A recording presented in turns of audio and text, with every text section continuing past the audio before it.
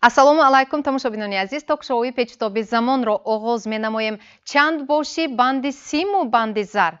Чунин аст мавзӯи имрӯзаи печтоби замон, ҳамин як мисра аз ғазалиёти Мавлоно Ҷалолиддини Румӣ унвони имрӯзаи барномаи печтоби замон гардид.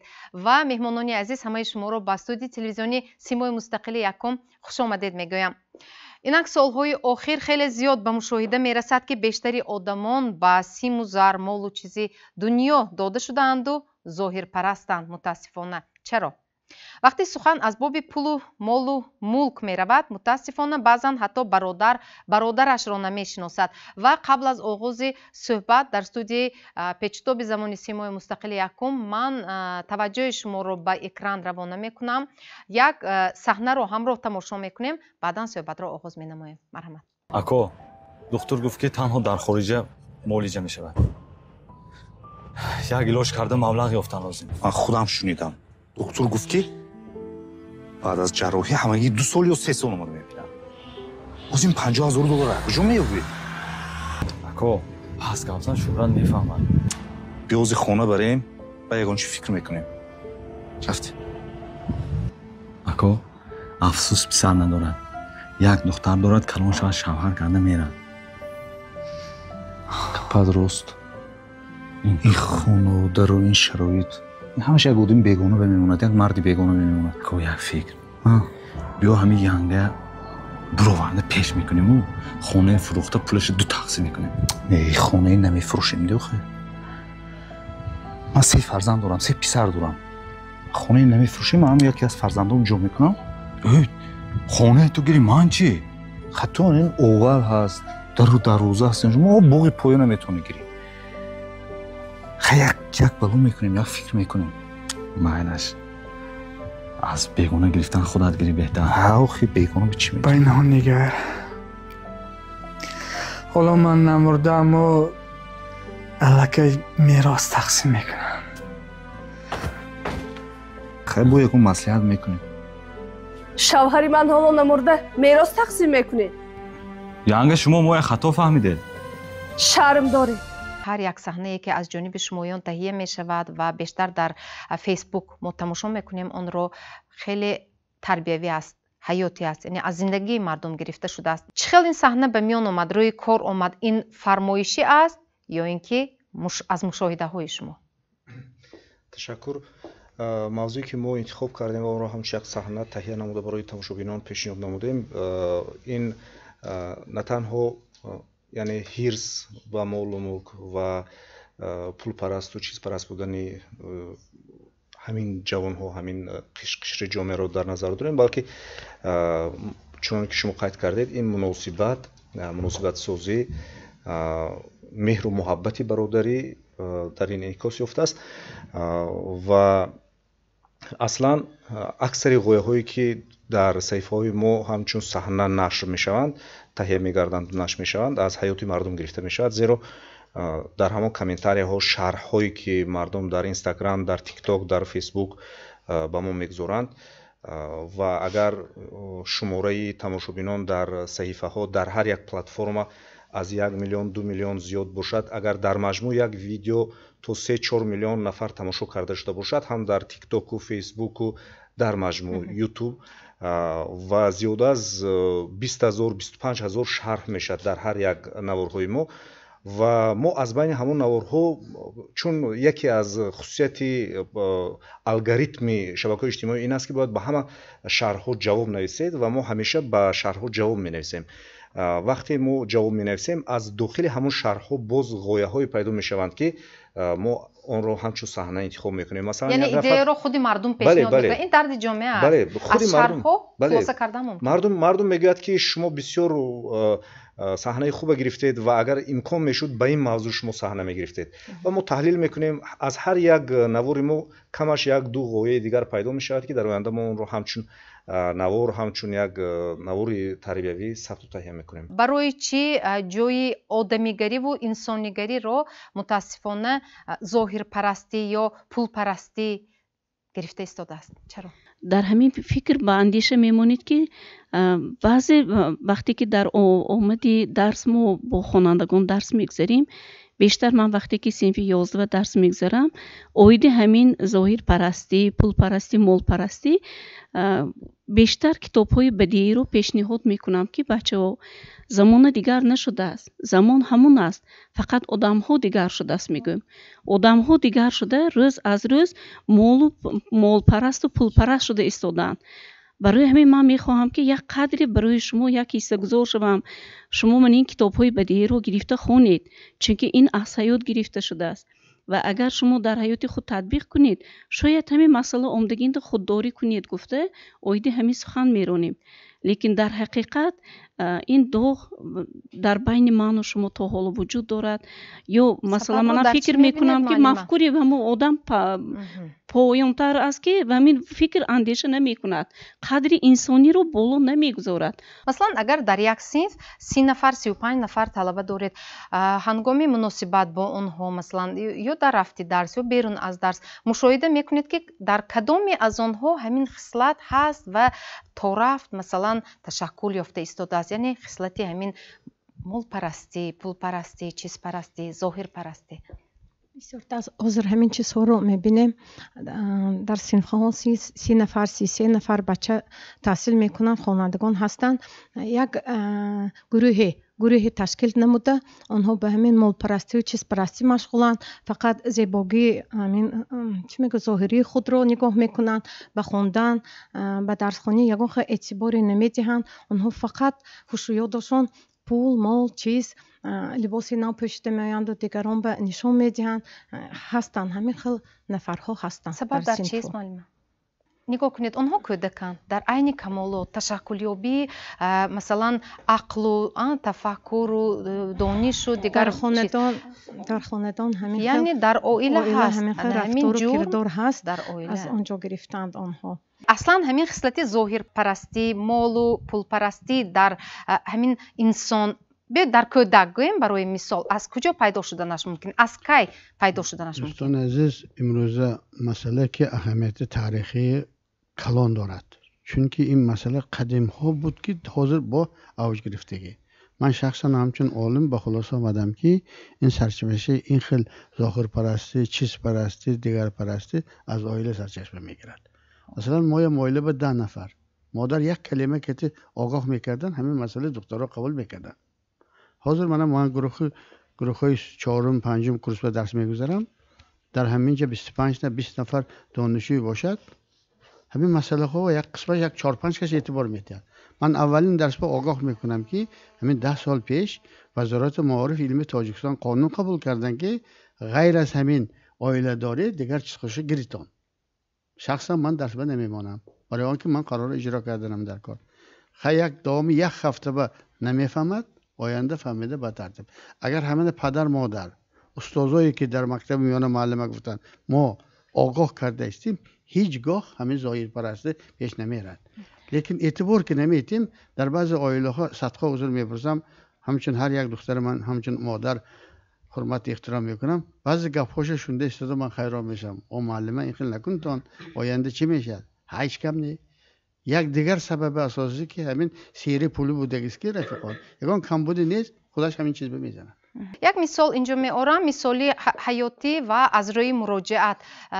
نفری والدین است، البته پیش از گفتن این فکری همون نفری که به ما مراجعت کرد من عذر میپرسم از مربیه ها، پیش از همه رو در نظر نداریم، لیکن اون نفری که مراجعت کرد گفت که وقتی به مربیه فرزندم تحفه میبریم مناسبت به فرزند من دیگرگونه است.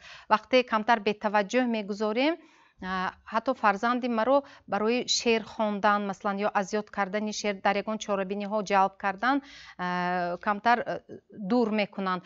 و من بسیار میخواستم که همینجا به صحبت پیوست شوید. معلومه شما از کودکستان هستید، آیا همین گونه مناسبت ها بین مثلا مادر و مربیه فرزند را رو به خصلتی همین شاید همین مال پرستی تلقین کردنش ممکن است؟ کودک تو رفت ба воя мерасад ва мефаҳмад ки ҳар як масъалаҳо бояд ки бо пулу чиз ҳал шавад. Ҳамин тавр шуданаш мумкин. Албатта ман узр мепурсам, лекин вазифаи касбии ман маҷбур мекунад ки ман он нафаре ки муроҷиат кард саволи ӯро беҷавоб нагузорам. Ва ин гуна муроҷиатҳо хеле бисёр ҳастанд давоми чандин солаҳо. Ман якеро мисол овардам. ман ҳамчун худам мураббия ҳамчун кор фаъолият мебарам. мо ҳозир ман ҳамин фаъолияти ҳамин кориам ба ҳеҷ вақт ягон мушкилӣ нашуда. ин хел рафтор надидиам, ин хел муносибатҳо надидиам.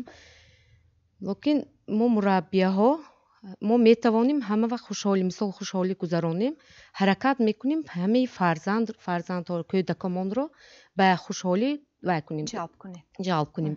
Яъне ҳар як нафари онҳо бетаваҷҷӯҳ намемонанд. Не намемонанд. мо мисол мешад ки ҳамон вақт мешад ки мисол бо дута гурӯҳҳо мо мисол ҳамкорӣ мекунем.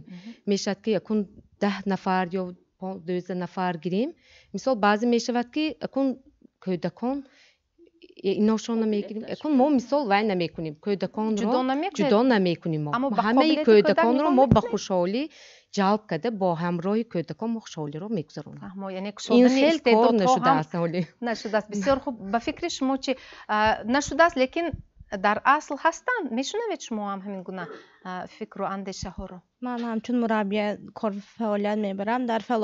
дар фаъолияти кориам ин хел масъалаҳо ки рӯпарӯ нашудиам. ман бештар бо кӯдаконе ки қафомонда аз дигар ҳамсолонашон қафомонда ҳастанд, дар нимаи дуюми рӯз бо онҳо корҳои инфиродӣ карда онҳоро мехоҳем ҳамроҳи ҳамин сину соли худошон чӣ хеле ки инҳо фаъол ҳастанд онҳоро ҳам фаъол намоем. фаҳмо.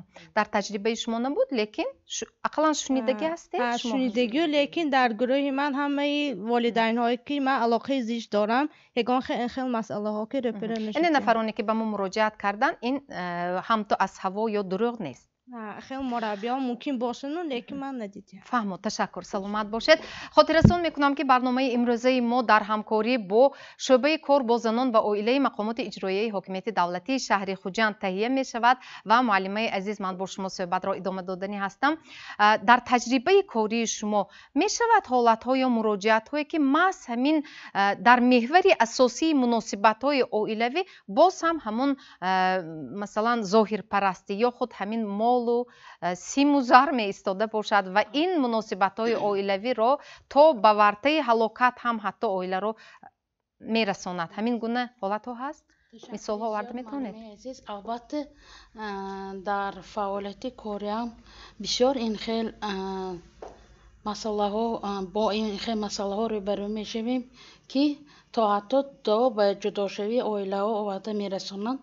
вақте ки муносибати оилавия имконият ҳаст ки онҳоро ба давом додани анами зиндагӣ мусоидат кунем, лекин аллакай ҷавоно ба айни худошон хулоса набарояда падару модар рафта либосошонро мегиранд ва бо омда якдигаҳошон ба даъво мекунанд ки ин чизам набуду, вай фалон пул буду. фақат ҳамин масъалаи чизу чораве ман то ҳатто ба айни ҳамоҳо гуфтаям мегузарам ки вай ҳамиқа чизу чора кардед, лекин бахти духтаратонро харда наметонед. боли чизба набига не ман ҳаме ве фалон пул бакардагӣ ё худи зану шавҳарҳои ҷавонам мешина ҳаме рӯбарӯ бувам ту кути 4000 кардагӣ, инаш мегӯяд ту куртки бувам кардагӣ алачанд пулие пӯшта рафти ку суд ба мен байни худи ҷавоно ҳам сухан аз боби молу чиз меравад. вақте ки ҷавонписаро аз куҷо медонад ки як нархи вай мато чанд пул, албатта модар мегӯяд ки ман акун ҳамсари ту ҳаминқадр пул ба киит кардаму ҳамин корҳое карда. бисёр ин оилаҳо аз пушти молу чиз ҷудо мешаванд. дар ҳамин гуна ҳолат шумо чӣ кор мекунед? чӣ кор аз дасти шумо меояд? гуфтед ки ҳамон оиларо ба муросо овардан мумкин, лекин ин гуна муносибатҳои вайрон ки вобаста бо молу мулк аст, албатта оиларо вай кардан мумкин нест. мо дар назди шӯъба чӣ хеле ки медонем шӯрои муросо ҳаст, ҳар моҳ як маротиба гузаронида мешавад аз сабаби анамин дар марҳилаи ҷудошавии оилаҳо аз хонаи ахди никоҳ ба мо мактуб меояд ва аз суд.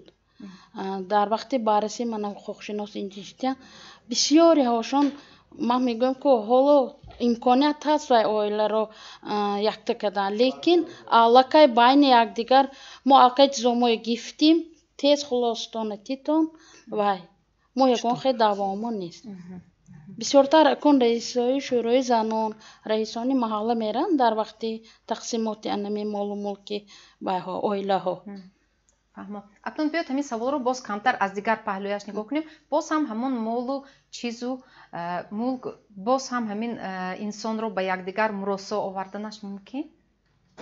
ها همین گونه حالت رو هم میشه از دیگر طرف ها میشود در کدام حالت اکن با بعضی این و این دیگر طرفی مسئله که بعضی اویله ها جنجال میشود مثلا همین خوشتومان و میخواهد توجهی انمین چیز مول کده توفه رو مول پرسته نه فقط خوشتومان من شوهرایم هستم زنها خود عروسا از طرف شوهر میخواهم توجه ها لیکن خیلی که جوانای موضوع بسیار این کار شده است و همین کارش لامبه زدگی اثر میبرد تا نیست پیشب منبع ونیمانی نیست جوان دخترها بسیار همین چیزه حاضر میان به ماندگی یعنی بسیارتر همراه شوهرشون گشت و گذار کردن میخواهند گل های زیبا توفه همین چیزا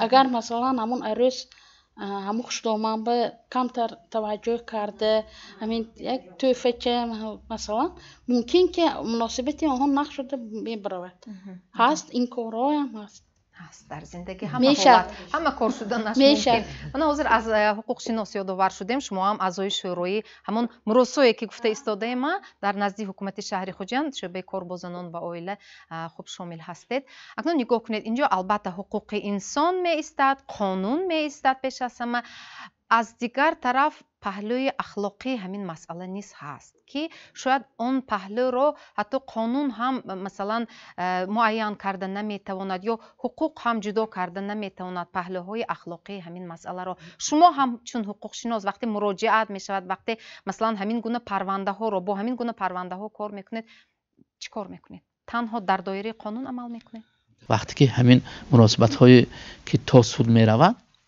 همون پیشگیری کردن ممکن بود که بین خود بسازش آورده با مراسا آمده هستن قانونگذار همیشه اجازه میده که وقتی که بین طرفا بحث هست البته این به طریق سودی حل خود رو مییابد این حتی باور کنید وقتی که سازش شود هم وقتی چیزگیری با مثلا چیز گفته شدم کو نام بر کرده یک چیز عادی و میبیان جنجال انا باز میشدگی کارم نمیشود این از چی ظاهر شهادت میده انا همون ظاهر پرستی انا مال پرستی مثلا این چیز نمیارزد یک مثلا چی مونده است یک توفل مونده است یک توقع مونده است یک کاسه مونده است یک پیاله مونده است همین تیاد میشد که نه دیگه اینا من گفتگی اینا باید من گرفتنم در کار اینا تو باید نگیری انا هم خیلی چیزا شاید اینجا علاقه چیزی دیگر یعنی از یک دیگر قصاص گیری همون ظاهر پرستی برای چیز به خیلی گم همون خودی که همین چیز ممکن احتیاج ندارد همین شخص گفته روسا پرینسیپ کرده همون مابین یک دیگر غشش میرسن کو انا کن این بحث است لیکن ما همه وقت باید از روی نقطه نظر قانونگذاری چخیل گیم آدمگیری رفتار کنیم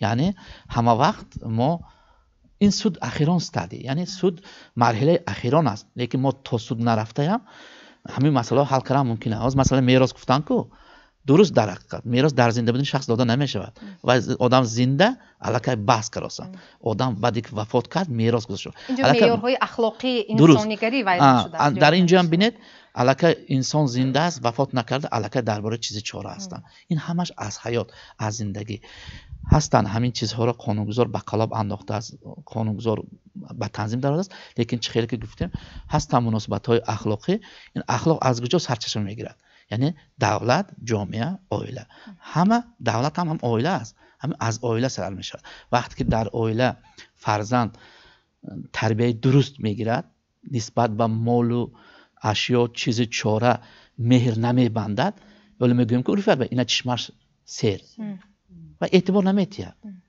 لیکن وقتی که الکی در اویله همین گونه ظاهر پرست و چیز پرست تربیت یافته باشد و خواه نخواه همین کردارش دوام میدهد در زندگی آینده هم و این تاثیرش به اعضای اویله هم میرسد و به دیگر نفران هم میرسد. هم خود قانون هم گفته شده است که رعایت کردن حقوق آزادی انسان این رعایت کردن حقوق آزادی خود است، نه اینکه حقوق آزادی دیگران خلل دار کنند. وقتی که حقوق آزادی دیگران پایمال کرده الکی در اینجا مناسبت حقوقی به میان میاد.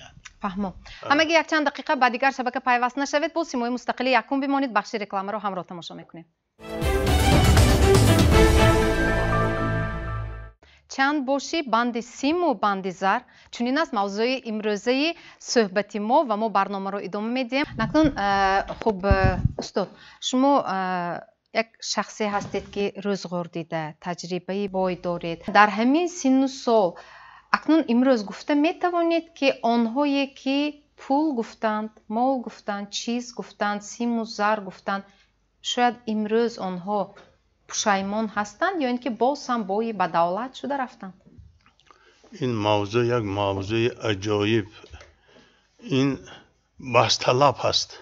این موضوع وقتی که صحنه یک صحنه چه نشان دادید خیلی کمتون از وای صحنه یک چیز گرفتن ممکن، لیکن مول و چیز دنیا این بی‌وفا هست، این وفادار نیست. کسانی که مول چیز دنیا میگن برای آنها این وفا نمیکند، چون که ما انسان و نظر کنیم انسان وقتی که دنیا و میبیاد هیچ چیز ندارد، لوچ میبیاد، عقل یک پایپاق ندارد. وقتی که انسان از دنیا میرود لوچ میرود، هیچ چیز ندارد. حالا میگن که اگر سیم و زر داری با پخت آب چکانند به حلقت میرود یا نه آن را در گمان بینی. اینقدر دنیای غم کنند چی؟ انمون دنیا همونای خلاص میکند بینیمه. اما میگن که حالا 3 گروه هست این دنیانده. از ما دنیا مال چیز تا حتی از نگاه اسلام اما اسراف هم مال چیز میگوین، مال دنیا میگوین از نگاه اسلام. وقتی که فرزندایی هستن که خداوند تعالی از روز ازل علکه در حالی 4 ماهگی در رحم مادر و رزقش نوشتن و بای میشد یا کموال میشد و به رزق میشد یا به رزق میشد و علکه همش نوشته شده که این در حیات زندگی و میبینن اینها، لیکن صرف کردن دست بندنده. پروردگار میگه که من این بنده برای امتحان آفریدم که نه همه ها و تیام اینها چقدر صرف میکنن. اینا ببینید که امروز بعضی عائله ها هست که فرزندشان در صحنه دارایی وای میرسونن، لیکن از وای فرزندا حاصل گرفتن قین. عائله هایی هست که در صحنه کمبهلی میگذارانند، چون که پدر و مادر که عذاب کشته کلام میکند فرزنده. البته هر دقیقه با فرزند با آنها صحبت نصیحت و وصیحت است. بچم من این کاری راست، من این کاری چپ، من این پول حلال، من این پول حرام، همین مادر گفته میستن و بچه خودش به قبول میکند. آنه که امروز وها بای شدن و دارا شدن از این نصیحت ها دور وها نمیدانند. شاید نه همه. اینها از همون چیز دور. اینا ببینید که بعضی عائله ها هستن که وها روزگارشون روزمره، نه یکون چیز محتاج نه همسایه محتاج، نه کار میکنن، مهنت میکنن، زندگی فرزندای همیشه میگذرونن. معلم مرحمت با صحبت همراه شوید. البته حسی زیبایی پرستی خیلی خوب است. از خردسالی ما رو با همین ایتیکا استیتیکا میگویم، حسی زیبایی پرستی گویان با وای میرسونند، حتی در درس ها در دانشگاه هم میخوانیم. البته این خیلی خوب است، لیکن به فکر شخصی من زیبایی پرستی هم یک معیار دارد. البته همین که از حدش گذشتیم، البته شاید اون خیلی که استاد گفتند با اسراف کاری هم آورده میرساند و همیشگی همین ظاهر پرستی، پول پرستی، چیز و مال پرستی، زر و زیور پرستی به کس به انسان خوشبختی آوردنش ممکن است یا اینکه عکس حالت رو هم اینجا با مثال هایش البته ما همه شنیدیم. یا مثلا در شرایط امروزه باز هم و امید همیان خود شویم. تشکر برای سوالتون. من بخواستم از نقطه نظری پسیخولوژی اینجا با یک آسیم جان سخنی باید هیرس انامین حسی گرسنگی، حسیات گرسنگی در بسیار آدم هست همون سرچشمه اساسی انامین داده شدن به مال و چیز و حرس و این حسیات گرسنگی می باشد. اگر کودک در خردسالی گرسنگی رو اثر گذرانده باشد در وی ترسی همین گرسنگی واقع بماند. ترسی که باز همین چیز می شود. برای همین هم بسیار اینجا قید کرده که کودک باید در آینه سیر کلان شود. حسی گرسنگی که کودک اثر میگذراند آن در معیار زیرشوری باقی بماند. یعنی بعضا بینید کودکای هستند که آخردن سیر نمی شود. من باقچه با معلمه ها میگوید یک خیل خورده میستند. ما همین چیزا جوانو بعضی جوانو بیا ببینیم. سبب چی؟ سبب اون که اول حسی گرسنگی قانع نمی شود. انمی حسی گرسنگی این علاقه ویرانشوی چه حسیات می باشد و یک چند عملها آورده رساندنش ممکن است. ذخیره کردن یا باز تکی بالینش به گرفته ماندن با دیگر روز استعمال میکنم یا این چیز آیسته عربی با ذخیره کردن و آیسته اگر تشکل یابد به سندروم قاری اشکمبه بدل می شود.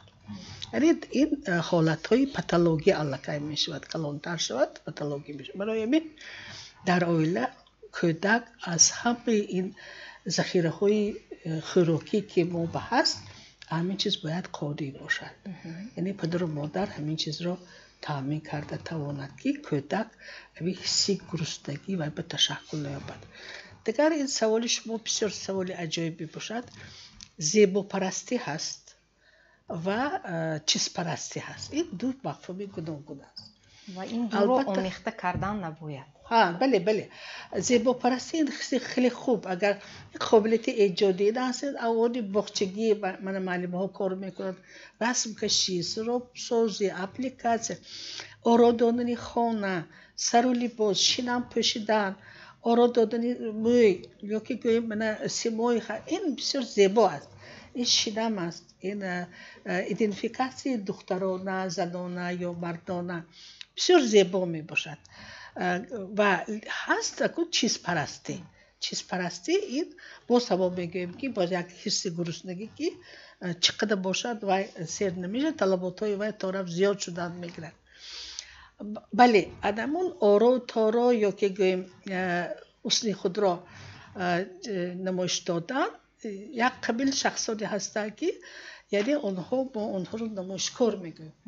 یعنی خود را از جهت سر و لباس آرو تارو سیما یا که دیگر چه ها یعنی نشان میدهند.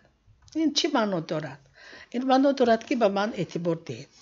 در آوانی کودکی اگر اعتبار نباشد آدمی چیزها که به خودشان اعتبار میکنند. اگر اعتبار ندید میگن که ببینید من امروز لباس زیبا پوشیدم حرکت میکنن که شما یک لقمه زیبا گفته باشید. اگر ببینید که همین چیزها همین خصوصیت ها یعنی به کسب و کارهای گوناگون هم وابستگی دارد. مثلا با معلم که بسیار اعتبار میرسد و حاجتی آدمی آرا و تارو نمی باشد چون که حقیقتا یک روز به قریب 200-300 توجه میکنن و سیر است از این توجه هست. همین توجه اساسا از سن نورسی سر می شود. البته در سن نورسی در بچه ها خود نمایشکاری من ایگوی من هستیم همین چیز پیدا میشه. در کدام کودکان که اساسا سوس میخوانند موقعشان رو در فعالیت تعلیمی یافته نتوانستند در دیگر فعالیت نشان دادن میخواهد. این هم شخصیت است. این هم میخواهد که موقع خودش رو داشته باشد. تنها اینجا با معیارهای اخلاقی که وظیفه پدر و مادر یا ما جامعه که اون در معیاری چارچوبه یک قبول باشد که از معیار گذشته نتواند که اون علاقه خصوصیت های چی بگد به زبان روسی ولگار نمیگن خصوصیت های بزیب دارد. بسیار از نگاهی پسیخولوژی علم پسیخولوژی زیبا اینجا بیان کردید معلمه و دو سه حالتی بسیار یک مهم به فکر من نگاه کنید. اینجا گفتیم که اگر کودک در اویله سیر کلان شود و علاقه چیز پرست شدنش از احتمال دور است. اگر گرسنه کلان شود برای استاد گفتند که اون کودکی که در اویله نسبتاً مثلا دارو به وای میرسد و چیز پرست به وای میرسد. اون کودکی که مثلا نسبتاً در اویله کمبغالتر مثلا کمبغال نیست به فکر من این رسم همه علاقه شکر که بسیار زندگی خوب دارند و عکس حالت رو هم گفتن. این یک حالت دیگر درباره زیبایی پرستی این حالت دیگر چیز پرستی دیگر لیکن همون زیبایی پرستی رو به چیز پرستی و مال پرستی تبدیل یافتنش ممکن بندشه من شاید روزی میشه شاید نه ها چونکه نگاه کنید ما البته لباس زیبا رو میبینیم هوس میکنیم حس زیبایی پرستی ما بلند میشد و رو ما خواهش یعنی در ما خواهش پیدا میشود و ما با تعصب مبدل میشد. ما هم میخوایم همون لباس رو یا به یک عائله میرویم که بسیار یک حولی زیبایی با حشمت دارد دسترخوان‌های پر از ناز و نعمت اورا داشته است باز هم زیباگی رو میبینیم هوس میکنیم رو باز هم با همون حسی یک چی باز هم یا تعصب یا باز میخوایم یعنی خواهش پیدا میشد. یعنی همین دو رو برای فهمیده درک کرده آمیخته نکردن ما میخواهیم نمیخواهیم این زنجیر است که به هم پیوند باز همون تربیه میستد و معلم شما روزی شده میتوانید که واقعا هم در محوری باز هم اساسی تربیه کودک اخلاق معنوی و پیش از همه از عائله که میگیرد همین چیز میستد. روزی هستید درست یک چی بعد وای کردنی هستم در عائله های دارو از سبب اون که اهمیت داده نمیتوانند با تحفه های قیمت بها جبران میکنند. همین جبران کردن بسیار عائله های دارو با میدانیم که آنها خیلی بدبختند کودک و الخصوص چون که از طرف پدر یا مادر طعنه و طعنه‌کشی بسیار مقایسه کن جرأت و چه بچه میکشند تو همین قدر یعنی این کلا نادرست است اصلا این اکن چه هسته چون که وای کودکی که در عائله دارو هست وای باید به همین اعتباری پدر و مادر شرایط پدر و مادر جوابگوی باشد لیکن نه همش میتونه همین چیزا اجرا کرده. فهمم معلمش ما علاوه داشته من به فکرم همین داروی گفتن در حقیقت درست است.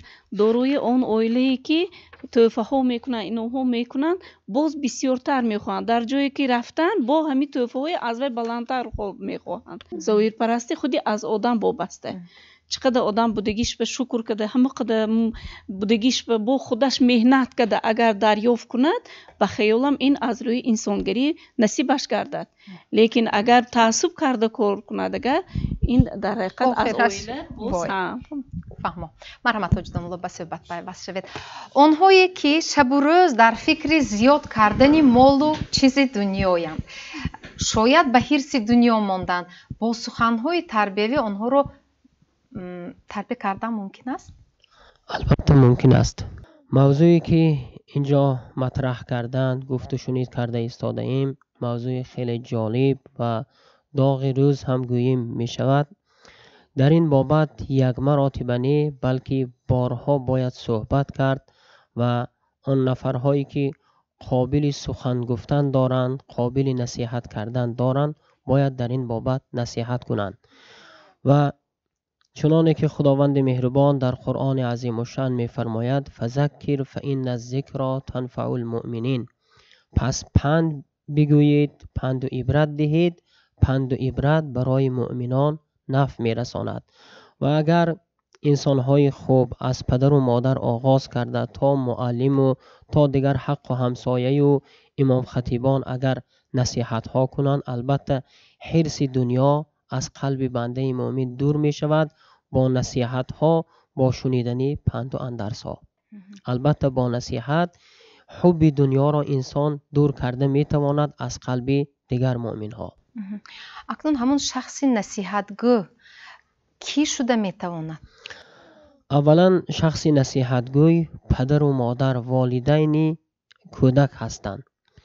як қиссаи хеле ҷолибро ба самъатон гӯшрас мекунам ки аз замонаи анӯширавони одил, ин қиссаро мумкин аст ки борҳо шумо шунидагӣ ҳастед ё медонед. як ғоратгареро оварданд, ба даст қапиданд ва хеле мардуми зиёдро, говҳои мардумро дуздида буд ва ҳангоме ки амр шуд ки ӯро дастонашро бибуред ва он ғоратгар пеш аз он ки дастонашро бибуранд, як хоҳиш кард аз анӯширавони одил: чӣ мешавад ки модари манро ба наздам ҳозир кунед? ва ҳангоме ки модарашро ҳозир мекунанд ва модарашро ба наздаш даъват мекунад: модарҷон, гӯшатро бар ман наздик кун, як сухани ба ҷоӣ дорам, мегӯяду рӯи модарашро газида захмин мекунад. рӯи модарашро газида. ва ҳангоме ки лашкарон дур мекунанд модару фарзандро, анӯширавони одил мегӯяд: ин чӣ кори бади кардаи ту буд ки ҳозир баъд аз чанд лаҳзадастони туро мебуранд? мумкин аст ки ту дар ҳаёт зинда намемонӣ. ин кори қабиҳи ту чӣ буд? мегӯяд фарзанд: сабаби дуз шудани ман ҳамин модари ман аст. модари ман аз овони кӯдакиам маро дуз тарбият кард. ҳангоме ки ман кӯдак будам, аз хонаи ҳамсоя як то ду то тухм дуздида овардам. модарам ба ҷои ин ки маро зарбулат кунад, чизи ҳаромро ба ман фаҳмонад, маро таҳсину офарин хонд, маро сарамро сила кард. ин бачаи ман шуҷоъ аст, бо ғайрат аст, гуфт. оҳиста оҳиста, равон равон аз тухмдуздӣ ба мурғ гузаштам ва аз мурғдуздӣ оқибат говдуз шудам ки мана оқибати шудаи ман аст, гуфта. яъне оқибат аз тарбияи бади модар аст. агар модараш тарбияи бад намедод, аз моли ҳаром бад гуфта, агар фарзандашро насиҳат мекард, то ба бадиҳо намерафт фарзандаш. ташаккур ва албатта гузашта аз ин шахсе ки насиҳат мекунад, пеш аз ҳама худаш ҳам бояд намуна бошад. ҳамагӣ якчанд дақиқа ба дигар шабака пайваст нашавед. бо симои мустақилӣ якум бимонед. чанд боши банди симу банди зар, ин мавзӯи имрӯзаи мо аст ва мо барномаро идома медиҳем. як саволи дигар: барои он нафароне ки ба шахси нисбатан доро таъссуб мекунанд, мехоҳанд ки молашон зиёд бошад, хонаашон боҳашамат бошад ва мошинаҳои қиматбаҳо дошта бошанд, онҳо раво раво ба орзу мақсади худашон расиданашон мумкин аст? искандари мақдунӣ вақте ки пеш аз вафоташ мегӯяд ки дастони маро аз тобут бароред ва ҳам вақти гӯр кардан нест, гуфтани ҳастам ки ба молу чизу дунё касе насиб накардааст ва ман ҳам ними дунёро ки забт кардам, аз ин дунё бе ҳеҷ чиз меравад. инобар ҳамин ман гуфтаниам ки тақлидкорӣ ин яке аз омилҳои номатлубе ки дар ҷомеаи мо ҳаст ва бисёр афсӯски ҷой дорад. ин тақлидкорӣ. бисёр оилаҳое ҳастанд ки ба молу чизи дунё доро нестанд. фарзандон низ мехоҳанд ба мумкин аст ки ин тақлидкорӣ дар ҷомеаи мо бисёр рафта истодааст. чхеле ки муаллима Раҳимова гуфтанд, психология, ин равоншиносӣ як чизе ҳаст ки кӯдакон дар вақти ба воя расидан, махсусан ба балоғатрасӣ, духтаракон ва ҳам писарбачаҳо ҳозир бисёртар, афсӯски писарбачаҳоям низ ба ин омилҳо номатлуб бисёр тақлидкорӣ ҳаст. либосҳои зебо, либосҳои хориҷӣ, либосҳо ва мошинҳо, ҳатто ба мактаб ҳам ба мошинҳо меоянд. на фақат донишҷӯён, балки дар синфи болоӣ низ баъзе аз хонандагон бо мошинҳо меоянд. духтаракон бошанд бо либосҳои хеле гаронбаҳо мепӯшанд. ҳарчанд мумкин нест, ҳарчанд либоси ягонаи мактабӣ тасдиқ шудааст, лекин баъд ба онҳо нигоҳ накарда бо ҷавоҳироту мисол бо либосҳои гаронбаҳо бисёртар таваҷҷӯҳ медиҳанд, на ба хониш, телефонҳои мобилӣ, масалан гуфтем мана гаджетҳои қиматбаҳо ва инҳо албатта бар он равоншиносе ки به انکشاف روانی کودک تاثیر منفی میرسونه و وای طلب از پدر و مادر والدین طلب میکند که با آنها چیزهای مثل گرانبها و این چنین وقتی به شوهر برآمدن نیست. این مسئله ها خیلی مسئله های وزنی، خودش حیات این پرپیچ‌تاب است. در زندگی خودتان میدونید پستی بلندی ها نیست هستند، هستی نیستی هست، کمبودی ها جای دارد در زندگی.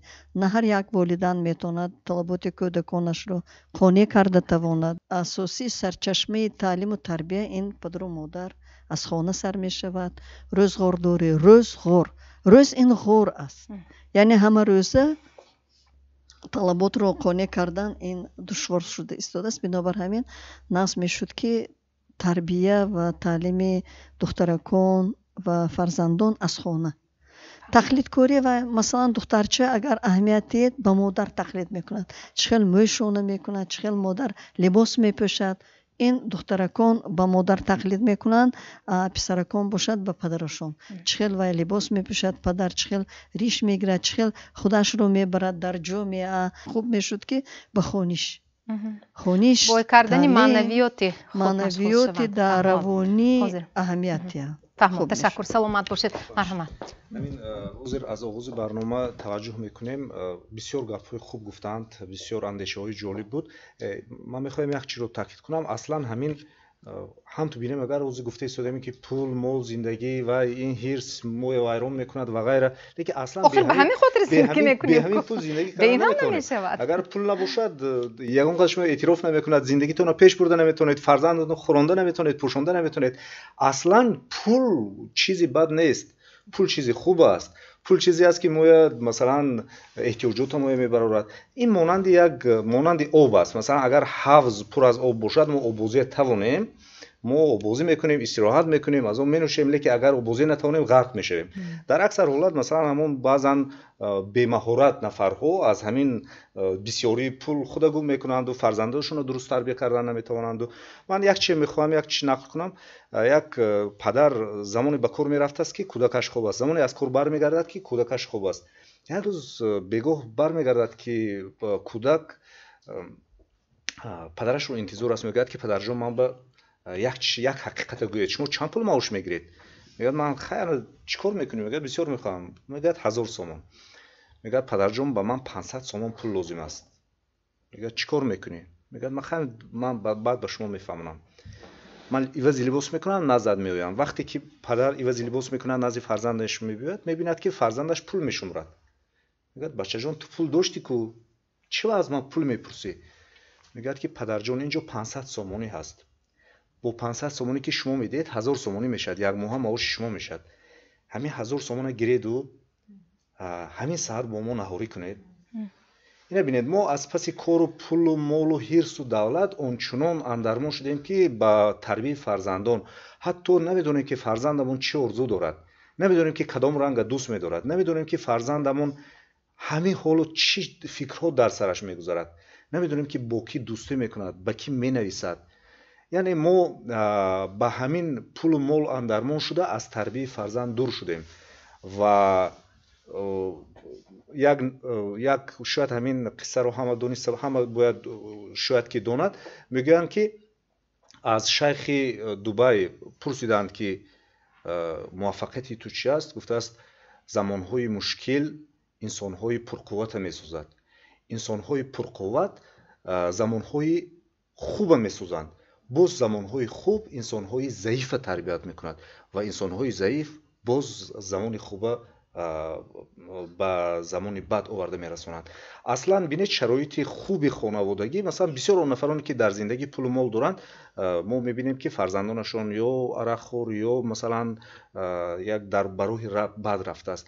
یعنی معنیش این است که پول موی ویران نمیکند، برعکس ما اداره کردن همین پول و مال که فرزندای نمیتوانیم. یعنی این یک جریان است که روز از روز زیاد شده است. ببینید یک قصری بزرگ باشد، یک قصری چهار آشیانگی باشد لیکن در آن خانه مهر نباشد، یک قصری بزرگ باشد و لیکن یک گپی نغز به فرزند نباشد، چه لازم است؟ یک خانه خود، یک خانه خاکسارانه لیکن در آنجا مهر باشد، падар ба писар як табассум кунад, модар аз фарзандаш бо буса фарзандаш аз хуб бедор кунад. бинед чӣ қадар тазод аст. ягон вақт масалан мо гуфтем ки бепул намешавад, лекин пул дорӣ ву муҳаббат надорӣ, пас ин ҳеҷ аст, яъне ин пул моли мо ҳеҷ аст. хуб як саҳнаи дигарро ҳамроҳ тамошо мекунем, ҳоло баъд боз суҳбатро идома медиҳем. марҳамат таваҷҷӯҳ кунед.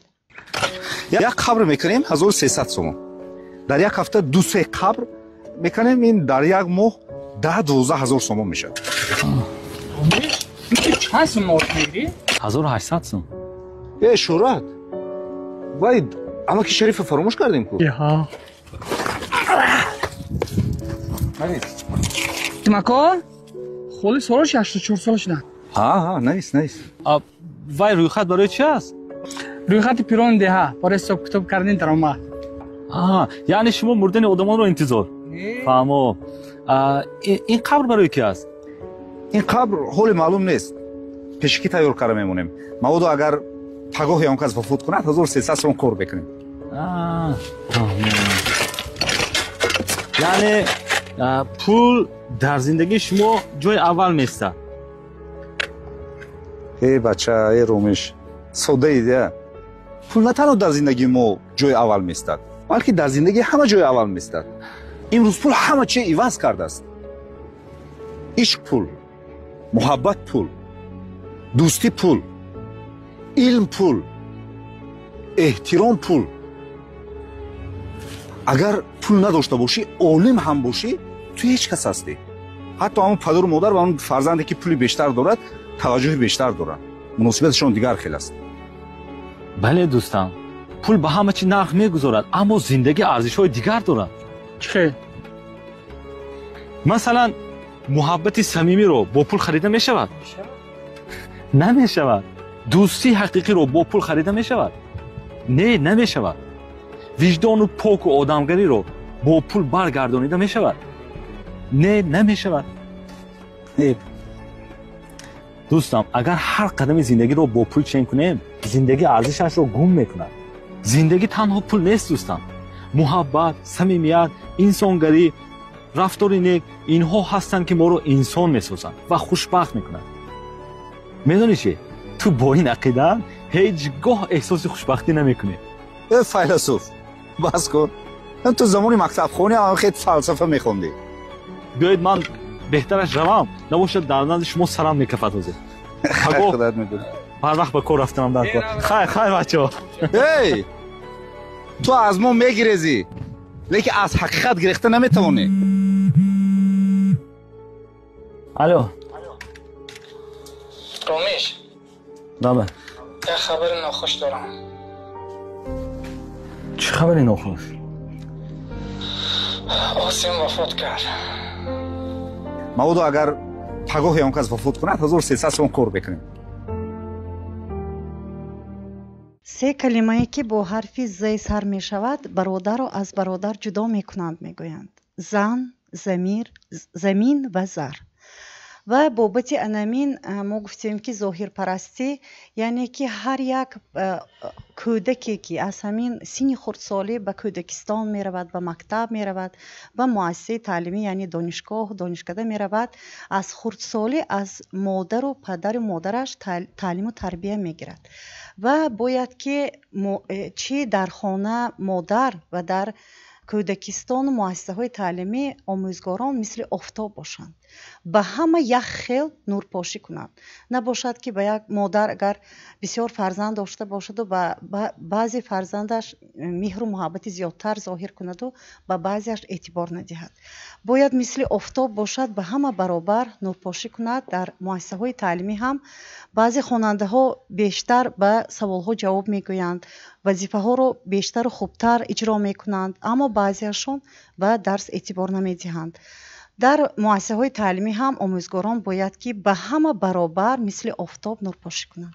анакнун баъд аз тамошои ана ҳамин саҳна, марҳамат муаллима, мехостам андешаи шуморо фаҳмам. нигоҳ кунед, дар саҳна ҳам инъикос гардид, намоиш дода шуд. яъне бо вуҷуди он ки мо медонем ки молу чизи ин дунёро ба охират намебарем, лекин бо вуҷуди ин албатта боз ҳам симу зар ҷамъ мекунем. باز هم توجه ما بیشتر است به همون مال و ملک دنیاگی. چرا به اندیشه شما؟ بسیار صحنه‌چه جالب دقت است معلم جان عزیز. من دو حالتش حاضر گفته میگذارم. من که اصلا با اویله ها سر و کار دارم و با اهل جماعت بسیار صحبت ها میگذرانم. یک روز واقعا یک جا صحبت بشته بودیم، اینجا زنهای بسیار بودن، هم جوان ها بودن هم زنهای کلانسال. بعد همینجا دوامی صحبت همینجا یک زن خیستن گفتن که من یک حالتی حیات خودم شما به نقل میکنم. همه توجه کردن که چه حالت. بعد گفتن که یک روز به واسطه تلویزیون برآمده محترم جناب عالی گوش کردم نسبت برادری و خواهری. بسیار سخنهای جالب گفتن. همینجا پدر و مادرم که گذشته بودن، من یک دختر و دو برادر دارم. بعد خانه آمدم و خواستم و برادر کلانم به زنگ زدم گفتن حال پرسی کردم. بعد برادرم خندیدن گفتن که خواهر جان یگان کمبودی داره؟ گفتم که نه کجان یگان کمبودی ندارم، فقط خواستم که حالت شما پرسم. بعد خندیدن گفتن که فراموش نکنید که من وقتی که جنت به در آمدم اول برادرم میکوبم. بعد چند ساعت برادر خوردیشان به زنگ زدن، با صحبت کردن. بعد وای هم خندیدن گفتن خواهر جان یگان کمبودیت هست، چه خدمت کنم؟ بعد گفتن که نه کجان یگان کمبودی ندارم، کمبودی من میخواهم شما دائم سلامت باشید، درد و داغ یگان نفر شما نبینم. بعد اینش گذشت. بعد دیگر یک صحبت واقعا همینجا من خودم اشتراک کرده بودم، این جدا شوی اویله بود. پدر و مادرش دعوت کردیم دختره که پدر مادر داماد هم اینجا حاضر بودن. مادر دختر فقط مسئله همین تخت خواب یعنی که سپلن گارنیتور من حاضر استا میبرم جیغ اومده همین کشاده گرفته ما یک بار گرفته میریم. خیلی بعد همینجا استای دعوت کردن. همین مبلی که آوردگی برای فرزندشون در وقتش 13,000 سامان بخریدگی بودن. وقتی که وای استا اومدن همین به 3,000 نرخ گذاشتن. گفتن همین نرخ معقول باشد من حاضر میکشم گرفته میرم. بعد همینجا ما همین قدر سخن کردیم، التماس کردیم که نکنن برای همین یک چیز چاره دنیا اینا حاضر گرفت. چی فایده از همین، چی منفعت برای شما؟ 13,000 کجا استاده؟ 3,000 بگذار همین ها همین به نصیب کند، این به نصیب نکرد کسی دیگر به نصیب نمیکند. بعد خیلی رازگی ندادن گرفته رفتن. اکنون من گفتنی هستم که بینید که همین هر دو حالت بیان باز همین مال و ملک دنیا از بخت فرزند از مهر و محبت برادری و خواهری بالا است. متاسفانه یک صحنه دیگر رو تماشا میکنیم، همراه بعداً با صحبت رو ادامه میدیم. مرحمت توجه کنید. خیلی شرم نداشتم من از میراث محروم کردی.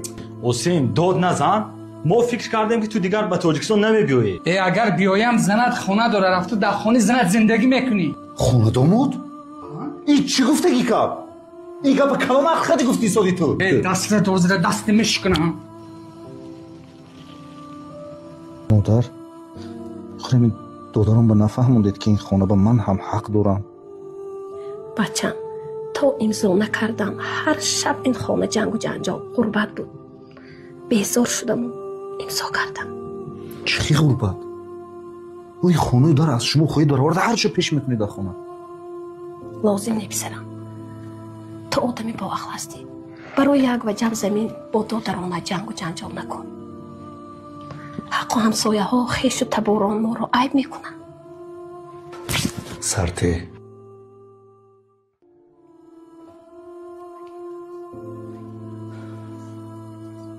من فکر کردگی بودم که ما سه برادر در پستی و بلندی در پشتی همدیگر میستیم،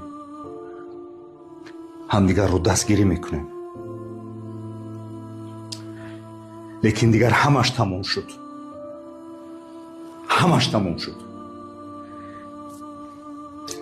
این گریه من برای خونه نه، این گریه من برای بیگانگی شما، بیگانه شده شما.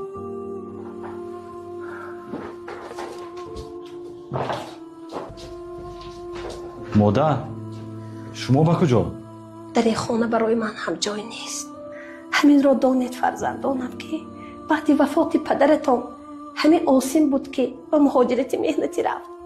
15 سال عذاب کشید تا که شما را خاناند، پوشاند، صاحب خانه، صاحب عائله گرداند. و امروز شما به چشم او خواب باشید. رحمت به شما فرزندانم، رحمت. наворо ҳамроҳ тамошо кардем. аввал мехостам ки шумо фикри худро гӯед. дар ҳаёт, дар зиндагӣ ана ҳамин гуна бародарон ҳастанд ки баҳси онҳо то ба суд меояд? албатта дар ҳақиқат доир ба қабули мерос баҳсҳо ҳастанд. имрӯзҳо дар таҷрибаи корӣ дида мешавад. албатта мерос дар зида бидуни шахс дода намешавад, баъди вафот дода мешавад. мерос бо ду роҳ дода мешавад: аз рӯи васият, аз рӯи қонун. вақте ки шахс амволаша ба касе васият мегузорад, танҳо ҳамон мегирад, дигарон маҳрум мешавад. вақте ки васият нест, байни бародарон, яъне ворисони боқимонда боқӣ баробар тақсим мешавад. вақте байни тарафҳо муроса нест, албатта ин баҳс ба тариқи судӣ ҳалли худро меёбад. албатта ин саҳнача аз ҳаёт гирифта шудааст. дар ҳақиқат ин ҳолатҳо дар таҷрибаи корӣ ҷой доранд. вақте ки сухан дар бораи молу дунё, яъне мерос чин? амвол, яъне амволи хона истиқоматӣ шуданаш мумкин, автомашина шуданаш мумкин, ҷавоҳироти қиматбаҳо шуданаш мумкин. барои ҳамин ҳатто ҳолатҳое ҳастанд ки барои ҳамин чизи тақсими чизи чора шуда бародар аз бародар ҷудо шудааст. ё ки чизи оддӣ мебиёрам, масалан мисол беҳуда роҳбари давлат, дуруст, беҳуда роҳбари давлат дар баромадҳои худ зоҳирпарастӣ накунем, бегонапарастӣ накунем. албатта мо ду қонуни миллӣ дорем. қонуни ҷумҳурӣ дар бораи танзими расму русум онанаҳои миллӣ ва таълими тарбияи фарзанд, дар масъулият дар таълими тарбияи фарзанд. анакунун бинед ки боз мана мегӯянд ки хештаборӣ нашавад. таҷриба гуфтасем да, масалан ду хоҳарро худо шуданд, онҳо хоҳар ҳастанд бо ҳам, лекин вақте ки чизи чора шуд, вақте ки муносибати оила қатъ шуд, барҳам шуд, сухан дар бораи тақсими чизи чора шуд, ана вақте чизгирӣ рафтем ку баҳс чизи чора тақсим карданд, дар охир гуфтанд ки акокоиму тамом. аз қафои ҳамин чизи чора шуда муносибати хештаборӣ, яъне риштаи хештаборӣ ҳам канда шуд. албатта таҷрибаи ин хел ҳолто хеле бисёр ҳастанд. ҳатто барои амвол шуда даст ба ҷиноят мезананд, дар назди қонун ҷавоб медиҳанд. ин хел ҳолто хеле дар таҷриба бисёр ҳастанд. устод нигоҳ кунед ки мо пурсидем ки инҷо аз ҳоҷи домло ки бояд гӯяд, ки тарбиятгар аст. гуфтанд ки пеш аз ҳама оила, падару модар 100% дуруст гуфтанд. ва дар идома албатта ҷомеа низ тарбиятгар аст ва тарбия мекунад. ва анакнун ҳамин тарбияи он нафароне ки ба ҳирси молу мулки дунё мондаанд чӣ хел бояд ба роҳ монда шавад. гоҳу нисбати худи тарбиятгар ҳам эрод гирифта мешавад. ва тарбиятгар худаш чӣ хел инсон буданаш лозим ва оё тарбиятгар будан осон аст? маслан худатонро шумо шахсан тарбиятгар ҳисоб мекунед? агар дар бораи ҳамун тарбияи ҷавонон бошад, баъд аз онҳо ки воява расиданду ин тараф o'sva ё якҷо рафта кор мекунанд, дар ҳақиқат ҳозир бисёри ҷавоное ҳастанд ки худошонро тиҷоратчӣ мегӯянд, тиҷорат бимеранд, қиёлашон тиҷорат кунанд ва ҳо то абеда бой шудане. ҳамин рафта ҳамин то абеда бой шудани ва ҳо дигар мақсад надоранд. дуюмаш ҳамин ки вақте ки пайғамбар Муҳаммад алайҳиссалоту вассалом тиҷорат мекарданд, вай роҳи рост буд, вай тиҷорат буд, вай ҳалол буд. ҳозиранги тиҷорат мегӯянд, ҳоле ҳамин савдонда ҳамин чор чиз аст. якумаш савдои ин тиҷорат аст, вай тиҷорат мебиёранд, метиҳанд, мефурӯшанд. дуюмаш аммолӣ ҳаст. аммолӣ аз инҷа мегиранд, инҷа мефурӯшанд. сони заруриш ҳаст. савдои зарурӣ мегӯянд, ва пулаш ҳаст хонашандаю мол хирда мемонад. дар ҳолати пул дар кор шудан ва 10 сом хирдагӣ бошад, ҳамун молаш 8 сом бошад, 8 сом мефурӯшад. вай зарурӣ вай. сони ҳаннотӣ ҳаст.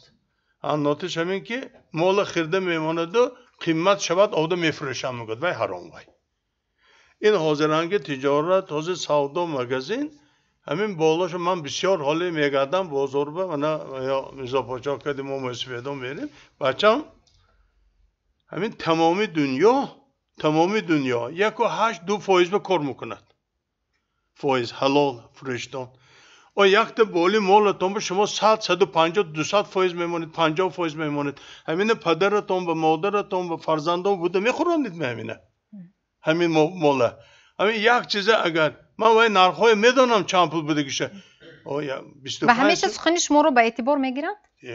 میگیرد اینه راه اگر نصیحت نکند و گم نزند این برافتا میگیرد اینه میگوید که روسیش بگویم والنه این برافتا میگیرد اینه پیشش نگیریم کیم بقیین با خال بقیین فهمم تشکر اکنون جوانان مرحمت بود یک فرصتی با شما هم صحبت کردن فرا رسید که فکر خود را میگوید وابسته به موضوعی که انتخاب شد و بالاخره خلاصه تلاش پدر و مادر به چه خاطر به خاطر آن که فرزندش بله نقص به بوی رسد کلان شود زیبا پوشد خوراک‌های با مزه خورد در دانشگاه‌های با نفوذی چه کشور چه بیرون از آن در خارج تحصیل کند و به همه همین چسب و تلاش‌های والدین شما چه خیلی نگاه میکنید؟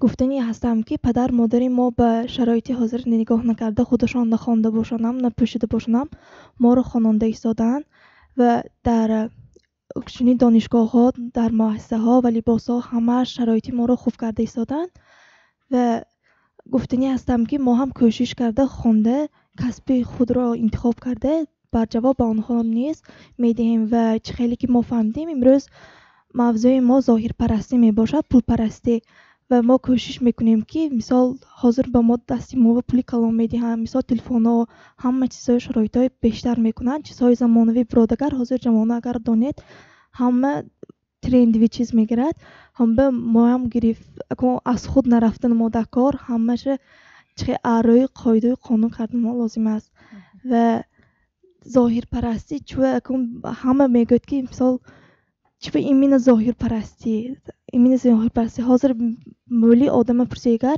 یگان اتاقت باشد یا که یگان کس باشد اگر کدام حساب تو به این وقتی همون دوگانت کردی اگر بعضی میگوید که فرم پوش معقول یا که رفتارش یا که خانهش آیل وایدش و خیلی بای همون به من که مناسب میگوید نگه متاسفانه این خیش نیشته کار نمیسال و باطنش هم فهمیدن در کار مثال از وی ما به جهدی خوبش گفتن ما در کار نیکش گفتن ما در کار مثال نه همه لباسی خوب پوشیدم رفتاری خوب داشته باشم در نشانده دلشانده نیتی خوبش نیست. شما میتونستید که اطراف خود را مثلا همسالان خود را اندیشه آنهایی که خیلی که شما گفتید مثلا بای با بای شخصی دارا فرزندش با شخصانی دارا باید معامله کنه اندیشه آنها رو برای تغییر دادن کوشش میکنید یا تغییر داد نمیشود مثلا بین همسالان خود بین همسالان ما فهمانده میدید بین همسالان ما همه هر خیلی مثال یک تاش بالان یک تاش بعضی که گفته نمیشده مثال همه هر خیلی ده نکین همش هم خوب همش خوب برابر شما با همه یک خیل یک سوال دیگر من میدونم نفرانی که وقتی عروس آوردن شده است وقتی عروس رو انتخاب میکنند هنگام صحبت عروس معین میکند میگوید که اگر ماشین داشته باشی من به تو میرسم یعنی به تو شوهر میکنم یا در یگان جایی با نفوذ کار کرده ایستاده باشی و معاشت از این تا این مثلا یک معیار معین هم دارد مثلا تا 10,000 سومونی اگر معاش میگیری من عروسی تو میشم با همین گونه دخترکان شما هم روبرو شده اید؟ درست قید کردید معلم عزیز شخصی که این گونه فکر و عقیده دارد شخصی که به این گونگی انسانیت نظر میکند اولا ظاهر پرست است چه خیلی که در اینجا استادان گفتن هم وقتی که برادران در وقتی تقسیم میراث معین میشد به مال دنیا نمیگرند برادر خود را فراموش میکنند جگر همخونی خود را فراموش میکنند حالا که ما جوان هستیم حالا به این حادثه دچار نشده ایم به این حالت نافتاده ایم ولی ما میدونیم که جوانان ظاهر پرستی این خود از یک چند جهت می شود از تاثیر گرد و اطراف мисол ҳамсолони худро мебинем ки либосҳои зебо пӯштанд, мо мехоҳем мо низ чунин либосро ба бар кардан мехоҳем. мисол аз шабакаҳои иҷтимоӣ вақте ки мо аз инстаграм, ютуб, телеграм видеоҳоеро мебинем ки аз ҳақиқат дур аст. яъне ҳаёти зеборо ба шакли дурӯғ ба мо мерасонанд. На ҳама ҳаёт чунин буда метавонад, на ҳама ҳаёт ин хел аст. не ки мо ба ҳамон фирифтагии ҳамон ҳаёти дурӯғ таассуб мекунем, ҳавасманд мекардем. як сухане ҳаст ки инсонро аз рӯи либосаш қазоват накун, шояд беҳтарин қалб дар зери кӯҳнатарин либос бошад.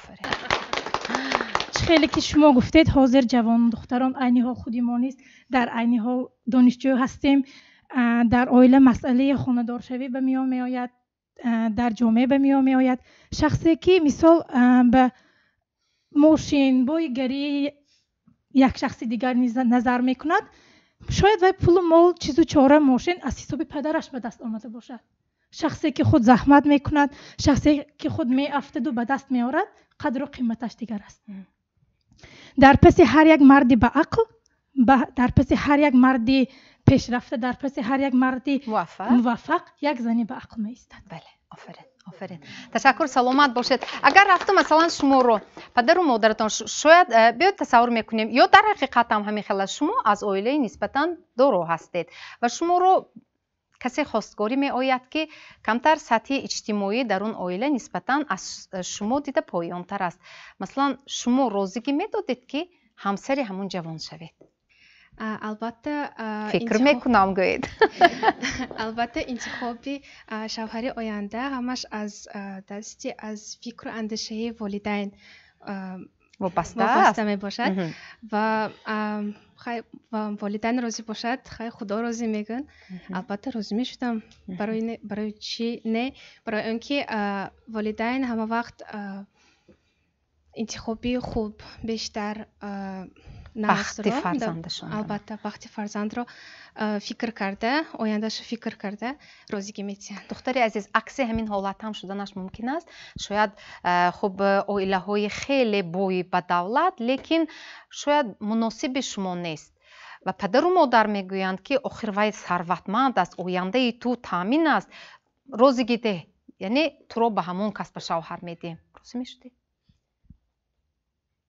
хеле ки гуфтам, интихоби шавҳари ман дар дасти волидайнам мебошанд. яъне тақдири маро ҳам волидайнам интихоб мекунанд. майлаш, дигар азоб намедиҳем. ташаккур. хуб духтур, шумо ҳангоме ки мо ҳамин саҳнаро тамошо мекардем, яъне бародарон ба хотири ҳамон манзили истиқоматӣ бародарро пеш мекунанд, ҳолон ки ҳамон бародар боис гардид ки ин ду нафари дигар хонанд, зиндагии худро як ба таври шоиста пеш баранд ва модар ҳам ҳамроҳи фарзандаш меравад ва шумо бевосита ашк рехтед. албатта таъсирбахш аст. ва чаро баъзе аз одамон фикр намекунанд ки боигарии асосӣ ин на пулу чизу молу сарвату мошину хонаҳои боҳашамату дастурхони пурнозу неъмат, ин пеш аз ҳама саломатии инсон ки бо касби шумо вобаста аст. дуруст аст? дар ҳамин ҳозир суҳбатое ки шуд, аз ягон кас нашунидам ки барои чӣ ягонта ман ҳамин молу мул доштао ва фикр намекунад ки саломатиам орзу кадан дар кор. на ҳама ба қатори пулу чиз саломатӣ дода мешавад ва на ҳама метавонад харида ҳамон чиза бо пулу, бо чизу, бо шиносҳои бақуввату вай ҳамун даст боз ҳами хел бо мегуфтанӣ будам ки маслан ба шумо муроҷиат мекунанд бемороне ки воқеан ҳам доро ҳастанд, шахсоне онҳо дасташон дароз аст, ба қавле имконияти молиявӣ доранд, аммо саломатӣ надоранд ва ҳатто бо пулашон саломатиро харида наметавонанд. ҳамин гуна ҳодисаҳо ҳаст? рӯбарӯ шудаед ё шунидаед? албатта. шумо духтур, табиб ҳастед. ҳозир ҳамин охирон вақто бисёр муроҷиат мешавад ки оила нав барпо мешавад, аммо духтарак ва бача фарзанддор карда наметавонад ё наметавонад шудан. ва ҳо албатта ҳама тараф вай мешавад, муроҷиат мекунад, хеле муолиҷа мегирану аммо охир ба мешавад ки яке аз сабаби вайрон шудани оила ҳамин ҳомиладор нашудан ё насл натонистан монда вай мешавад, оила вайрон мешавад. ва мехоҳам гуфтан ки барои волидайн якум аввалин вай бошад, чизи беҳтарин бояд бошад ки барои фарзандашон бисёр аҳамият диҳанд барои саломатӣ ва авази саломатишон, барои бай аз муоинаи тиббӣ нагардан, рад накунанд аз эмкунию ва таҳлилҳои гузарондан рад накунанд ҳеҷ вақт. Барои бисёре ки мегӯянд ки ин ҳолаташ беҳтар, ин ҳолаташа ман худам медонам, ин духтур мумкин барои ҳам ту гуфта истодааст, барое ки вай ягон фикри вай дошта бошаду барои вай аз гузарондани муоинаҳо рад мекунанд. Ин чизи нодуруст мебошад, барое ки ҳамаи ҳамин мо барои саломатӣ, барои ояндасозӣ ёшону вай мекунем. дар модди 15 кодекси оилаи ҷумҳурии қаблан муоинаи тиббӣ ихтиёрӣ буд. баҳри пош нахӯрдани оилаҳо, баҳри пешгирии ҳамин оилаҳо вайроншавиҳо, ҳамон қонунгузор муоинаи тиббиро ҳатмӣ кард. барои ҳамин гуфти муаллима ки албатта саломатиро харида намешавад. саломатӣ албатта чизи қимат аст. якумаш тани сиҳат, дуюмаш хотири ҷамъӣ. барои ҳамин ҳам муоинаи тиббӣ дар қонунгузор ҳатмӣ пешбинӣ карда шуд. ва пешниҳоди шумо ҳамзамон? доир ба пешниҳод ҳаминро гуфтанӣ ҳастам ки албатта ман аз барномаи имрӯза хеле ғизои маънавӣ гирифтам, роҳат кардам, яъне истироҳат кардам, ман гӯям мешад, зеро ки бисёр барои худ чизҳои лозимиро гирифтам ва албатта дар он ҷо саҳначаҳое ки тамошо кардем хеле ҷолиби диққат аст, тарбиявӣ дораду ҳаётӣ ҳаст. ва ман аз муаллифи ҳамин барномаҳо таклиф ба амал овардам, акои осимҷонба ки ҳамин барнома будааст дар шабакаҳои иҷтимоӣ баё ҳамина хубтар мешуд ба тариқи телевизионҳои давлатӣ, ки мо якчанд телевизионҳои давлатӣ дорем ки Сафина, Ҷаҳанномо ва ғайраҳо ки хоҳ хусусӣ ҳастанд, хоҳ давлатӣ ҳастанд, ҳамона ба тариқи омма ба нишон диҳанд ки тағлиби тарғиб барои инсонҳо хеле муфид ва ёрирасон мебошад. ҳар се наҳоро ки мо дидем мантиқи калон дорад, мазмуни бузург дорад. маълума як чиз шумо гуфтед, ҳамин оила, мактаб, ҷомеа. маркси бузург қайд мекунад, Карл Маркс бузург қайд мекунад ки ҳар як чиз, зебогӣ, демократия, оиладорӣ, муносабат ин сархат дорад. то сархат амалӣ кунад, ин ба оила ҳар як кас вақту саодат биёрад. агар аз сархат гузарад, агар ба заҳар табдил медиҳад. бинед ҳамин наҳоро тасаввур кунед, ҳамин хел байни акою укою модару падар меҳру муҳаббат надорад, ҳурмат эҳтиром надорад. ман давоми 10 сол дар маҳаллаи Разоқ, Чорчироқ, Содирхон Ҳофиз, Чашмаи Арзанак социологик исследование мегузаронам оилаи вайрон шуданаш. бисёртар ҳамин сархат вайрон карда ки маблағ чиз бисёр мешавад, 80% вайроншавии оилаҳо ҳамин дороҳо, пулдорҳо вайрон мешавад.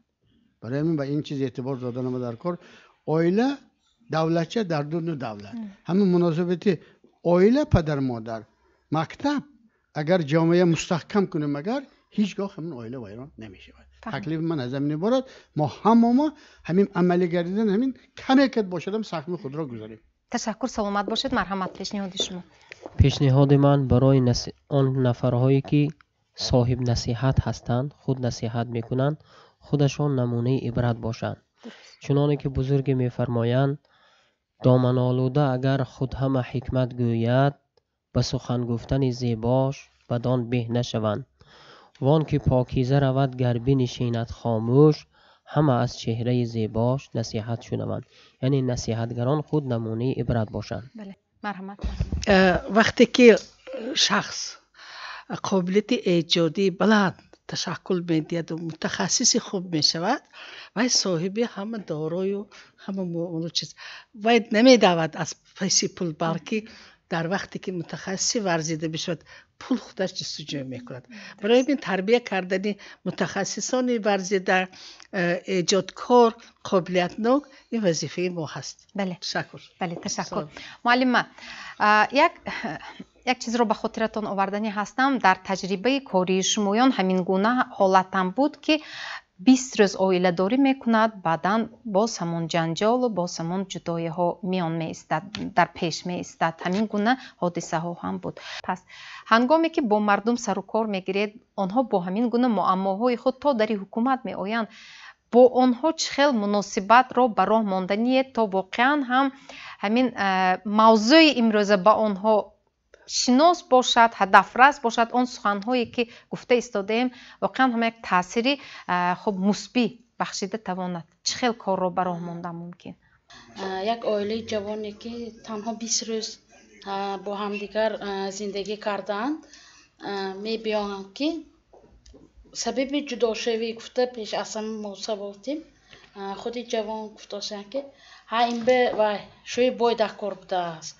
من اکن کاری دولتانده اولی که من این به معقول نه، البته بعد 20 روز معین کرده که این اکن اولی که دولت کم مو نمیرسد تو و های من خونی کرده نمیتوانی خواهشای مرا. مثلا وای در دانشگاه تحصیل میکرده است و در وقتی دختر بودگیش پدرش هر روز با ماشین بوده میماند که اما این جواننده امکانیت این خیلی نیست. البته 20 روز به اویله بر هم خورد. ما همه طرفه با همه متخصصا تا حقوق شناس، امام خطیبا دعوت میکنیم، خود معلمه بعضی حالت ها دعوت میکنیم که کنی با آنها صحبت کن تا اینکه اویله بر هم نخورد. اما خیلی که خودتون قاید کردید به گوشی جوان ها حاضره این نصیحت ها کمتر میرسد. از ماه ینوار سری سال انمین 2025 آغاز کرده در تمام 22 کمیته محل محفل روزگارداری تشکیل کرده شده است که این از جانب شعبه کاربازان و اویله گذرانده شده ایستاده است. در آن زنهای انمو محله سابقه داران را جمع میکنیم که با تا آنکه به دخترکان انمین خوراکهای ملی خودمان را عادی خوراک، مثلا انمون چالپکی پیازی، خیلی که میگم آش کیچری یا اوگرابوری، انمین چیزها را یاد میدیم. البته همه این چیزها هست، متاسفانه باز همون تربیه اویله. خب آسیم جان، در فرجام برنامه بسیار از آغاز برنامه پرسیدن میخواستم، لیکن اکنون فرصتش فرا رسید. شما رو در ابراز مثبت میبینیم، در ابراز منفی میبینیم. قهرمان های شما هر گونه اند، البته ما این رو خوب میفهمیم و اصلا گره طبیعت آدمی چنین است که ما بیشتر قهرمان های مثبت را دوست می‌داریم، با قهرمان های منفی نفرت پیدا میکنیم. وقتی شما در همه گونه حالت مثلا نقش می آفرید، هر گونه مثلا پرسوناژ های شما مثبت منفی هستند و در حیات واقعی شخصی خودتان وقتی به بیرون میبرید، آنهایی که شما رو میشناسند اگر شما رو در نقش همین منفی سخت در خاطرشان گرفته باشند، شما رو با نفرت نگاه میکنند به سوی شما، به طرف شما و شما خودتان رو بد میبینید. یا چه خیل مثلا نگاه کنید گورکوی که وای اهل محل پیرانسالان محل رو روی خط میکند که کی در محل کلانسال است و کی آدم نوبتی است که باید اینجا خوابد به خواب ابدی رود. لیکن چنین میشود که خودی همون گورکو پگاه الکای خودش وفات میکند و همون قبر کندش به خودش نصیب کرده است. نگاه کنید چه خیل. و قهرمانی دیگر اون برادری که واقعا هم با مادرش برآمده می رود، میلش همون خانه به برادران هم نصیب کند. وقتی ما سال 2015 فیلم 12 سال انتظاری می گرفتیم، استاد محمد جان شودیف همینجا آمده بودند. بعد وقتی از نزد اونیورماگ می گذشتیم گفتن که همین در ارزوی پدر وقتی ما گرفتیم، من همین اونیورماگ به یک کمپیر من اسو شپک کرد و گشته همون نقل کردن. گفتن که اون کمپیر گفته است که تو به ناموس همون زنی زیبا تا مونده، فرزندت مونده، تو الکش تو کیم کدام دختره که نقص دیده رفتی؟ گفتم من با اسو زدن. گفتن من به هم قدر میفهمم که خولا جان من اصلا این خیل نه وای کینو وای فیلم همین گپا گفته بودن. من گفته بودم که خیلی افسانه نقل کردی سودیان و واقعا این چیز به سر خدا مهم اومد. چندین نفرها در کوچه داشته میگن که خیلی نقش بازی نکنید و خیلی نقش به شما نمیزه و یا که چه همین شرم نداشته همین نقش بازی کردید. خلاص استاد دانشگاه نامزد علم این چی گپی؟ خلاص خیلی همین فکر و اندیشه ها ما رو هم چیکار، لیکن ما آیسته آیسته همان نفرهایی که ما تماشا میکنند چی کردیم؟ تربیت کردیم. گفتیم که این ابراز است. اصلا چه نقشی بد و نقشی خوب ما انتخاب میکنیم. من یک سکرتی همین گروه ما تیم ما میکشم. هر نفری که سیناری مینویسد خودش در نقشی نغز مینویسد و حرکت میکنیم که همین 3-4 نفر بیشتر سیناری نویسیم تا که خودمون در نقش خوب باشیم، در نقش مثبت باشیم. در نتیجه همین گویم که صحنه ها تهیه میشوند. من یک در آخر چون من فکر میکنم که دیگر میکروفون به من نمیرسد، یک پیشنهاد دارم. یک فکر دارم وابسته به تربیه جوانان. ما یک چند اینستیتوت داریم. اینستیتوت خوب تربیه یعنی خانه، مکتب، جامعه. در جامعه اگر خودمون دیدیم یک اندازه وظیفه خودش رو اجرا کرده ایستاده باشند، حاضر همین در جامعه تربیه کردن جوانان کمی مشکل شده است. یک زمان در یک صحبت سریراهی استاد الهام هاشمов با من گفته بودند که وقتی ما از کوچه میگذشتیم میترسیدیم هم اگر پیرو ایستاده باشند کلان سالو میترسیدیم همونجا گذشتن که یگان کاری خطا کردن نمونیم، حتی خطا سلام دادن نمونیم که ایراد میگیرن به ما. امروز همین احساس تماما گم شده است. مثلا کودکا از نزد شما میگذرند حتی سلام نمیدهد، حتی من با کتفشون زده میگذارن. البته این همه خیلی نمیماند. البته ما فکر میکنیم که با یک نظام، با یک گویم که چهارچوبه این مثلا نیز تشکل مییابد و پیش میرود و البته همین جامعه که یک اینستیتوت بسیار بزرگی تربیه هست برای جوانها، برای کودکای ما تاثیرگذار خواهد بود. تشکر، سلامت باشد. و اینجا دکتر درباره بایگری اساسی هر یک انسان که سلامتی است، ثروت بی‌بها است یادآور شدن و در فرجام برنامه باز یک صحنه از شما خب اینجا نمایش داده می شود. مرحمت همراه تماشا میکنیم. سلام علیکم برادر، یگان کمک لازم؟ نه رحمت لازم نیست. لیکن میبینم که خیلی زیخ مینمایه. هم تو اینجا یک دوستم خبر گرفتن آمدم، دیدم و همجا شده فکر به فرو رفتم که چقدر همین زندگی برای من سخت افتاده است. هم بغلی بدیل هم زده است. چیل به برام آمدم، بچه هم کلان شده که یکان چی به نویل نشدیم. برادر، من فکر کردم که سلامتیتون خوب نیست. شکر، سلامتی هم خوب است. حداقل خودم و اهل اولم 30 سالیم هستیم. لیکن از من برعکس است. خانه کلان دارم، چند مغازه دارم، چند ماشین دارم، اما سلامتی هم نیست. شما چه بیمار؟ بیماری من تبابت نشونده است. دکتران گفتن که وقتت کم مانده است. تصدیق نشوی، نقض میشد. میدونید چه؟ من میخوام که به شما $150,000 پول دیم. $150,000؟ رحمت. لیکن بر عوضش شما یک گردتون رو به من میدید. نه. $300,000 میدیم. باز انا اون ماشین رو هم میدیم. نه رحمت. من اگر $1,000,000 هم دید یگان عضوی بدن من نمیدیم. دیدید برادر، شما بایتر از هر میلیونر هستید. سلامتی شما و فرزندانتون ثروتی است که پول آن را نمیخرد. به شما رحمت. تشکر و واقعا هم تشکر از شما حسین جان که توسط چنین صحنه ها کوشش میکنید که در تربیه همین بخصوص نسل جوان امروز سهم گرفته باشید. البته امروز هر کس با تقاضای مثلا کار و فعالیت در حیات در زندگی وظیفه خود را کار خود را اجرا میکنند، وظیفه تربیتگری خود را ادا کرده ایستادن، لیکن گاه ما بیشتر مشاهده میکنیم که اکثر شاید خود ما کلانسالان هم بیشتر به گرد و اطراف به تربیه اطرافیانمون کمتر بی‌پرواگی بی‌طرفی هم ظاهر میکنیم. لیکن من امیدوار هستم، باوری دارم که البته هر نفری که اینجا نشسته است پای خود صدها نفر را باز برده تربیه کردنش ممکن است و در فرجام برنامه فراموش نباید کرد که ثروت بی‌بها این سلامتی شما و البته اهل عائله‌تان است.